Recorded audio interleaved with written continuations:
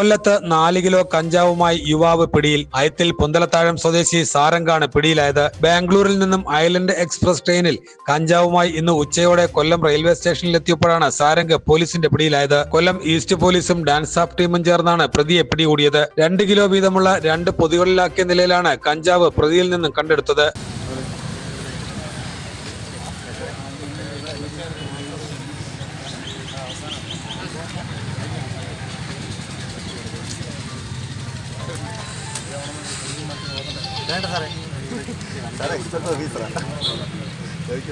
കയ്യിൽ നിന്ന് തിരിഞ്ഞു നോക്കിയാൽ